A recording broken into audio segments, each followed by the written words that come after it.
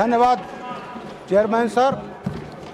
मैंने शुरू किया जैसे वैसे ही मेरे भाषण में इंटरप्शन हुआ है, तो अनुरोध का करूंगा उसको शुरू से भी किया जाए। महोदय, मुझे पहले भी एक मौका मिला था डिबेट शुरुआत करने की। Full 20 minutes. जी हाँ, मुझे डिबेट करने का शुरुआत मिला था जब क्रिमिनल जस्टिस सिस्टम जो बना था उस पर मैं एज चेयरमैन की हैसियत से मुझे 31 मिनट बोलने का यहाँ मौका दिया गया था। उसके लिए मैं आभारी हूँ अपनी लीडरशिप का। महोदय, आज का जो विषय है public examination prevention of unfair means amendment bill 2026।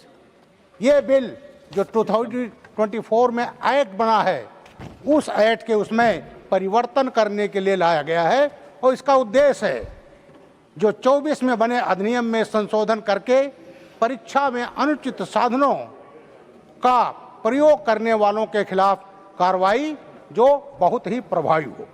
Number 2, सभापति महोदय, इस कानून का उद्देश्य लोगों की और जो संगठित गिरोह हैं, संस्थाएं हैं, जिसका विवरण हमारे मंत्री माननीय जितेंद्र सिंह जी दे चुके हैं, उनका अगर वो करते हैं तो उनके खिलाफ भी प्रभावी कार्रवाई करने का मतलब है। दूसरा महोदय, फास्ट ट्रैक कोर्ट, हमारी सरकार की नीयत बहुत साफ है कि इस पर प्रभावी कार्रवाई होने के लिए फास्ट ट्रैक कोर्ट की ज़रूरत है। इसमें राज्यों को, केंद्र शासित प्रदेशों को अधिकार दिया गया है कि वे किसी भी सेशन जज को फास्ट ट्रैक कोर्ट के लिए नामित कर सकते हैं जो इसकी सुनवाई करेगा। और महोदय, जब चार्जशीट दाखिल होती है पुलिस की, 2 महीने में प्रोसीजर है महोदय, 2 महीने में, और उसके बाद चार्जशीट के 3 महीने में जजमेंट। महोदय, इसके लिए फास्ट ट्रैक कोर्ट में जो ये व्यवस्था दी गई है, BNSS अब में ऑलरेडी आ गया है कि इसमें जो डिफेंस लॉयर 2 से ज़्यादा अर्जेंटमेंट नहीं ले सकता। इसमें महोदय व्यवस्था की गई है पब्लिक प्रोसिक्यूटर की 1 से अधिक, जो इसको त्वरित रूप से इस केस का प्रोसिक्यूशन कर सके। इसमें इन्वेस्टिगेशन के लिए बनाई गई है STF, special task force. Special task force महोदय, आमतौर पर जो विवेचनाएं होती हैं, एक पुलिस अधिकारी, पूर्व पुलिस अधिकारी की हैसियत से मैं बता रहा हूं, उसमें एक इंस्पेक्टर या DSP जांच करता है। लेकिन जब STF बनती है तो एक सीनियर अफसर के उसमें एक समिति बनती है, एक कमेटी बनती है, जिसमें कई इन्वेस्टिगेटर होते हैं, फोरेंसिक साइंस होती है, वो सब मिलकर जिससे विवेचना में कोई कमी ना रह जाए। महोदय, जब BNSS बना तो उसमें एक प्रोविजन किया गया कि हर जिले में मोबाइल लैब होगा, फोरेंसिक साइंस लैब होगा, जो मैं अमित शाह जी की मैं तारीफ करना चाहता हूं, जिन्होंने प्रत्येक जिलों में मोबाइल लैब की व्यवस्था कर दी है महोदय। इसके अलावा केंद्र सरकार को ये अधिकार दिया गया फास्ट ट्रैक कोर्ट बनाने का। इसके बाद इन्वेस्टिगेशन की बात मैं बता चुका हूं, और जब फैसला हो जाएगा तो फैसला होने की अपील हाई कोर्ट में होगी और उसमें 2 जज होंगे जो अपील की सुनवाई करेंगे और 3 महीने में वो अपील का निस्तारण करेंगे। इसकी मंशा ये है कि जो ये नकल करने की जो ये शुरुआत हुई, संगठित गिरोह बने, उनको जल्दी से जल्दी सजा दिलाई जा सके। महोदय, इसमें अनुचित साधनों में शामिल लोगों को कम से कम 5 साल, 10 साल की सजा और 50 लाख का जुर्माना, और इसके अलावा जो सर्विस प्रोवाइडर हैं, इससे जुड़ते हैं, अगर उनके द्वारा कोई गलती होती है तो उनको सजा के अलावा पहले 1 करोड़ का जुर्माना था, उसको 5 करोड़ कर दिया गया है, और इसके अलावा जो उनको डिबार किया जाता था ब्लैकलिस्ट 4 साल से बढ़ा करके उसको कर दिया गया 8 साल। तो ये महोदय इसके प्रोविजंस हैं। अब मैं आता हूँ, अभी हमारे गृह मंत्री जी पर बहुत से लांछन उछाले गए और उनको कहा गया उनको बर्खास्त करिए। महोदय, अमित शाह जी वो गृह मंत्री हैं देश के पहले जिन्होंने सीमाओं पर जाकर जवानों से बात किया। महोदय, मैं पुलिस अधिकारी रहा हूं महोदय, we have led the force from front. As a home minister he has led the force from front.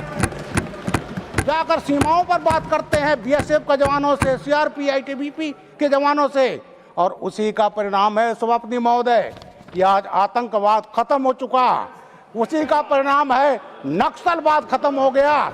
इनके कार्यकाल में महोदय क्या होता था, मध्य प्रदेश में इनकी पूरी लीडरशिप मार दी गई। माननीय मनमोहन सिंह जब प्रधानमंत्री थे, उन्होंने कहा था ये लेफ्ट विंग टेररिज्म विकास के लिए, देश के लिए सबसे खतरनाक है। लेकिन महोदय, एक वहाँ नेशनल एडवाइजरी काउंसिल होती थी, उन्होंने इस बात को नहीं माना। नक्सलियों पर कोई कार्रवाई नहीं हुई, हमारे हजारों जवान मारे गए। महोदय, 2010 में छत्तीसगढ़ में हमारे सभी सदस्यों से आग्रह है कि विषय पर बोलें। सीआरपीएफ के, और ये मैं बधाई देना चाहता हूं अपने प्रधानमंत्री को, इनसे भी किया, मैं बधाई देना चाहता हूं अपने गृह मंत्री को, जिन्होंने कहा था 31 मार्च 2026 को नक्सलिज्म खत्म कर देंगे। महोदय, इस देश का आबादी का जितना बांग्लादेश का एरिया उतना नक्सलियों के कब्जे में था। जी हाँ, और उसको किया गया जब इन्होंने अमित शाह जी पर आरोप लगाया। देखिए, कुछ कहें तो सर उसका जवाब तो देना पड़ेगा। इसके अलावा अभी एक आ गया कि जो यहाँ प्रदर्शन हुआ उसमें लाठी चली, उसमें टीयर गैस गन चला। ये भी कहा गया साहब किसने आदेश दिया। लॉ एंड ऑर्डर के लिए हमारे कानून में, क्रिमिनल जस्टिस सिस्टम में बड़ा क्लियर कट प्राविधान है। जब कोई लॉ एंड ऑर्डर की स्थिति आती है महोदय, तो जहां पर मजिस्ट्रेट, जहां जिले में कमिश्नरेट सिस्टम नहीं है, वहां जो मजिस्ट्रेट होता है मौजूद, वो आकलन करता है पुलिस अधिकारी के साथ में, और तब निर्णय होता है पुलिस बल का प्रयोग किया जाए। महोदय, यहाँ कमिश्नरेट सिस्टम है, यहाँ भी वही सिस्टम है। यहाँ पर जो फोर्स यूज होता है, सबसे पहले हम लोग वार्न करते हैं, जो यहाँ पर वार्न किया गया, लाउड हेलर से वार्न किया गया, और उसके बाद जब भीड़ तब भी नहीं हटती है तो हम वाटर कैनन से पानी फेंकते हैं, वो भीग जाएं, भाग जाएं, जो यहाँ किया गया। और उसके नहीं करते तो टीयर गैस गन का फायर करते हैं, सेल का, this a non lethal weapon. और उसके बाद रबर बुलेट का प्रोविजन है। पैलेट गन के बारे में बहुत कहा गया, पैलेट गन, पैलेट गन। मैं पैलेट गन के बारे में कहता हूं नहीं चली। और पैलेट गन है क्या?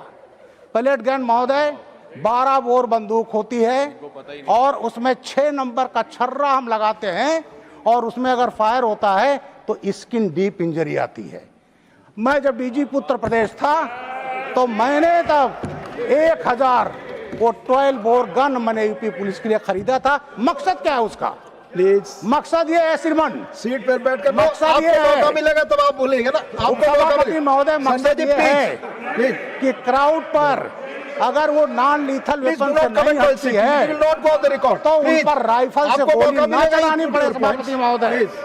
इसीलिए नॉन लीथल वेपन का इस्तेमाल होता है। और महोदय, कहा गया गोली चलाएगी कांग्रेस के सबसे बड़ी लीडर ने। महोदय, गोली चलाई गई थी ही पार्लियामेंट के सामने 7 नवंबर 1966 को, जब यहाँ साधु थे, संत थे, गायें थी। क्या मांग था उनका? मांग था गो हत्या ना हो। और यहाँ पर सीधे 303 राइफलों से गोली चलाई गई थी। 8 संत की हत्या हुई थी, गायों की हत्या हुई थी। कांग्रेस की सरकार थी, इनके पार्टी की दूसरी प्रधानमंत्री थी। और उसके बाद यहाँ पर स्वामी करपात्री जी ने, महाराज ने साफ दिया था, उन्होंने कहा था मैं संतों का खून माफ करता हूँ, लेकिन जो गौ माता की हत्या हुई है उसको मैं माफ नहीं करूंगा। तो ये महोदय गोली तो ये लोग चलाते थे।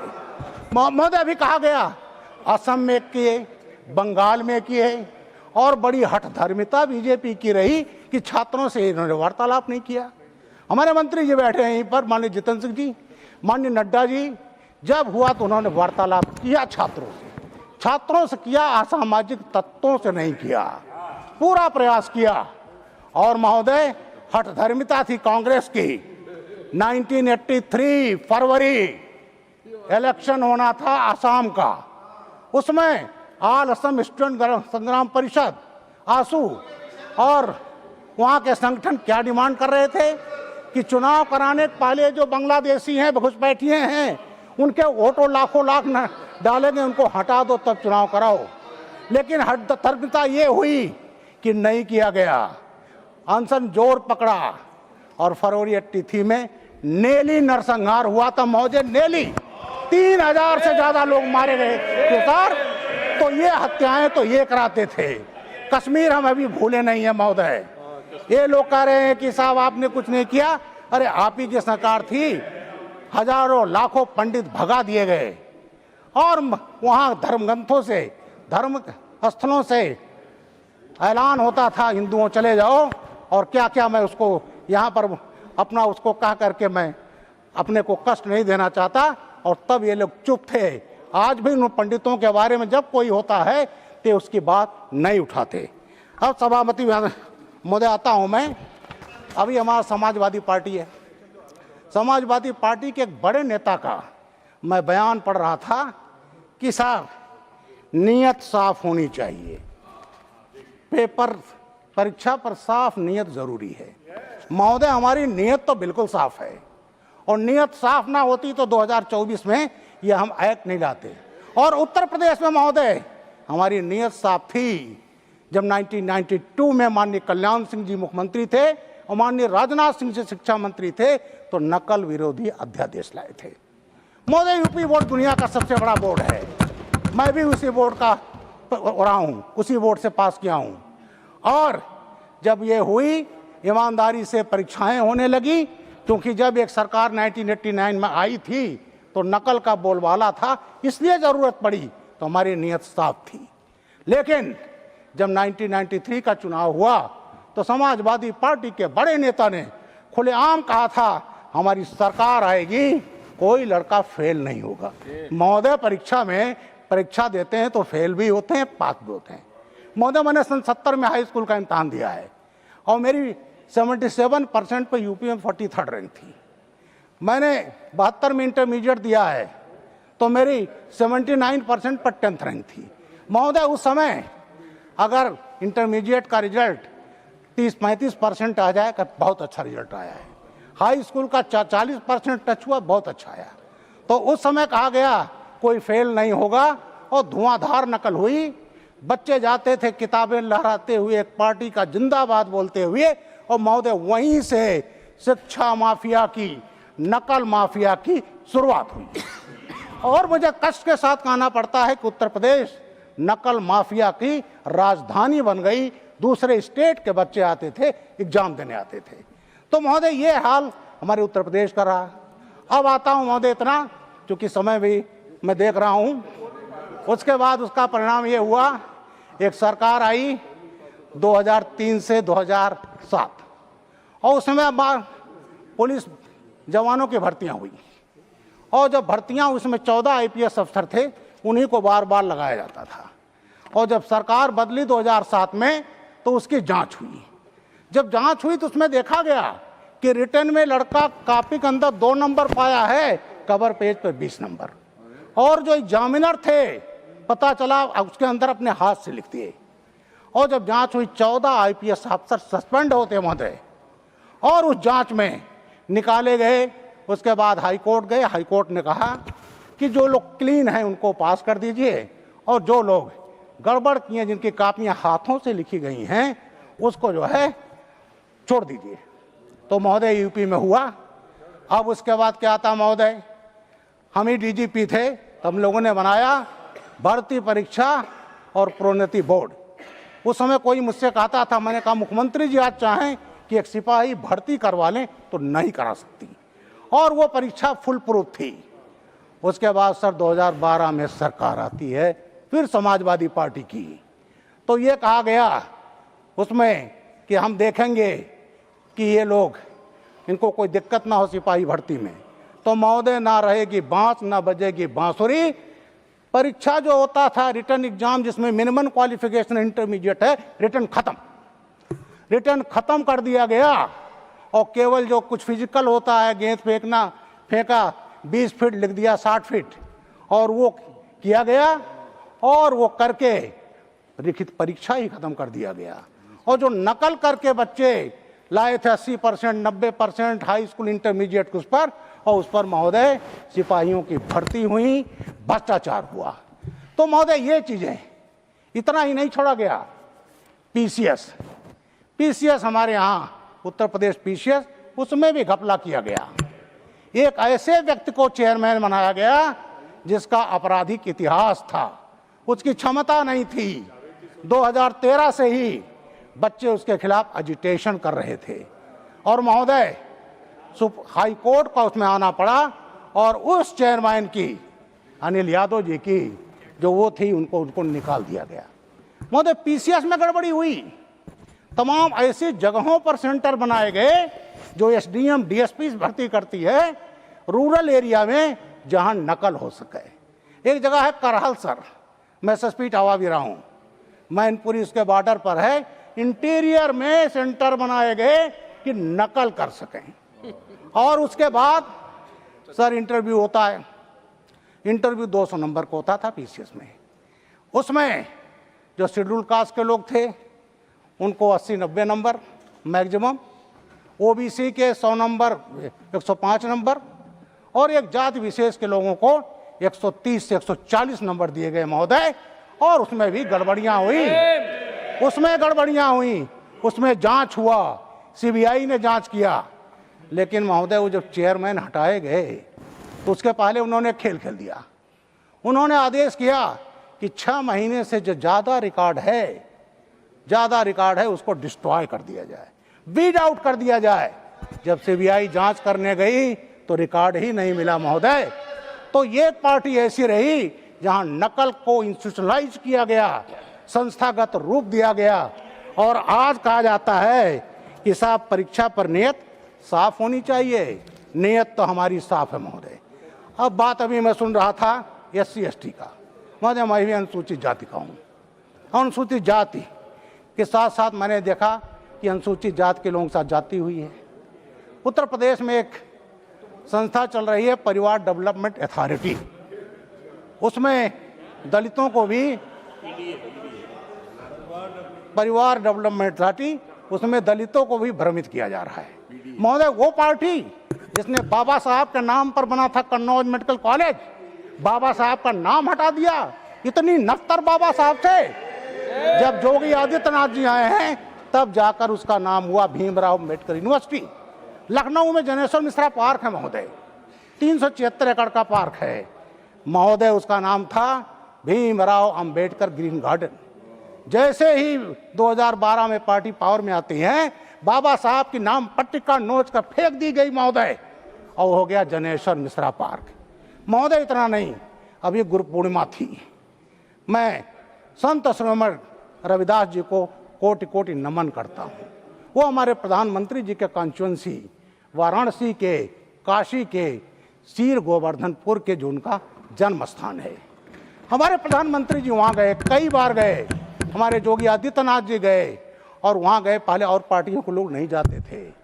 और एक जिला है महोदय बनारस का भदोही, भदोही जिले का शिक्षा जुड़ा महोदय इसमें, और भदोही का नाम था पॉइंट ऑफ ऑर्डर पे संत रविदास नगर। ऑर्डर पे है मिस्टर मनोज झा, प्लीज। हाँ Manoj ji, please rule, point of order rule.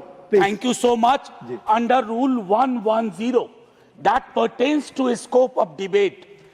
पूरा देश देख रहा होगा। माननीय Manoj ji, chairman has made clear to all. संजीदगी कहाँ चली गई? Honourable chairman has made clear to all. This is applicable to all. Please take your seat. जो जिन्होंने please take your seat. You continue. जी महोदय, प्लीज।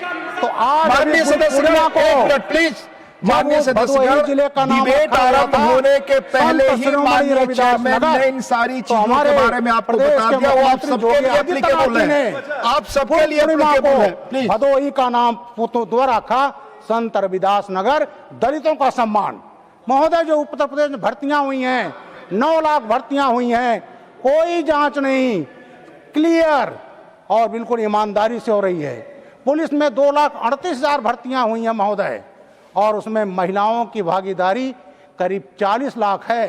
और योगी आदित्यनाथ जी ने 3 महिला बटालियन बनाई महोदय। PSC प्रोविंशियल आर्म्ड कॉन्स्टेबलरी, देश की सबसे बड़ी पैरामिलिट्री फोर्स है स्टेट की, मैं भी उसका DG भी रहा हूँ। और उसमें क्या बटालियन बनी गई है? अवंतीबाई लोधी बैकवर्ड, उदा देवी पासी 1857 की वीरांगना, उनके नाम पर बटालियन, और झलकारी बाई कोरी, उनकी बटालियन बनाई गई है। महिलाओं की जो पहली बार ये हुआ है बटालियन बनाई गई और उसको सम्मान किया गया। तो महोदय इस तरह से अब ये बात आई शिक्षा की, महोदय मैं ST कमीशन का चेयरमैन रहा हूँ यूपी का। अलीगढ़ मुस्लिम यूनिवर्सिटी और बनारस यूनिवर्सिटी का एक्ट सेम है, 1916 का BHU और 1920 का अलीगढ़। लेकिन आज अलीगढ़ मुस्लिम यूनिवर्सिटी दलितों को रिजर्वेशन नहीं देती है, जामिया मिलिया नहीं देती है। क्यों नहीं देते? सेंट्रल यूनिवर्सिटी है, भारत सरकार का, हमारे सबका जो टैक्स का पैसे चलता है, लेकिन दलितों को हमारे कांग्रेसी भाई नहीं बोलेंगे उस पर, समाजवादी नहीं बोलेंगे कि दलितों को क्यों नहीं दिया गया। अगर दलितों को दिया गया होता तो आज हमारे हजारों इंजीनियर डॉक्टर ये होते जो इन्होंने वंचित कर दिया। और हमारे कांग्रेसी भाई इतने दिनों तक रहे, आजादी के बाद इनके जितने मिनिस्टर्स हुए, एजुकेशन मिनिस्टर हुए, चाहे वो मौलाना अबुल कलाम आजाद हों, चाहे वो नूरुल हसन साहब का हों, चाहे हुमायूं कबीर हों, किसी ने ध्यान नहीं दिया। और सुप्रीम कोर्ट ने एक निर्णय दिया था 1968 में कि आप धर्म के नाम पर, जाति के नाम पर नहीं कर सकते। सर, सुप्रीम कोर्ट का निर्णय भी नहीं माना गया, उस पर ये नहीं बोलेंगे कि दलितों को रिजर्वेशन को क्यों नहीं दिया। थैंक यू, बहुत बहुत धन्यवाद सब। हाँ, एक चीज और बोलना चाहता हूँ सर। अभी एक संजीव मुखिया का नाम बताया गया। थैंक यू महोदय, ऐसा है इन्वेस्टिगेशन में जब हम करते हैं तमाम देखेंगे नामजद होते हैं, नामजद होने से कोई मुलजिम नहीं हो जाता। जब इन्वेस्टिगेशन होता है थारो तो उसमें तय होता है कौन मुलजिम है कौन नहीं। अब तक फाइनली चार्जशीट लगती, जहां मुखिया की बात है उसको उठाया गया, जांच किया गया, लेकिन CBI को उस नीट की परीक्षा में असंलिप्तता नहीं। लेकिन बिहार के और केस में था, वो जेल में था, जेल में गया, वो भुगत रहा है। लेकिन इस चीज को बताया गया कि साहब छोड़ दिया गया, ये फर्जी नैरेटिव है। तो ये कांग्रेस पार्टी ये सब तो फर्जी नैरेटिव गढ़ने के माहिर है। सभापति, बहुत बहुत धन्यवाद, बहुत बहुत धन्यवाद। Your point of order rule Yes, rule under 240. 240 There is a sir. I made clear. Yes. No. There is a limit to everything. There is a limit to everything. This forum cannot be. I mean, election speech. No, one cannot make an election speech here. This is exclusively out of the माननीय subject. सदस्य सभी पक्षों को इसका ध्यान रखना है। Honourable chairman No, has sir. made it clear. This will not go No, on. Please. this is irrelevant. Please, no. Irrelevant. Shrimati Sagarika Ghosh ji, nothing. Please. Please. नहीं, please. अच्छा, Thank you, sir. please. 1 minute, Sagarika ji. So please pause my time. या क्योंकि So please- जब कोई rule point of order उठाते हैं तो आप नॉर्मली समझ देते हैं। अभी संतोष जी ने भी पॉइंट ऑफ ऑर्डर का जिक्र किया। पॉइंट ऑफ ऑर्डर तो आप देते हैं, मगर अगर वो पॉइंट ही नहीं है तो फिर ऑर्डर कैसे होगा?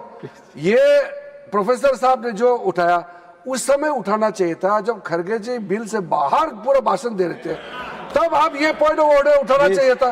ये तो जवाब दे रहे थे। आप इसलिए रूल का दुरुपयोग मत कीजिए। Thank you. Sagarika ji, no. Only Pause my Sagarika time. Ji. Please pause my time. Speak. Sagarika ji. Please restart my time.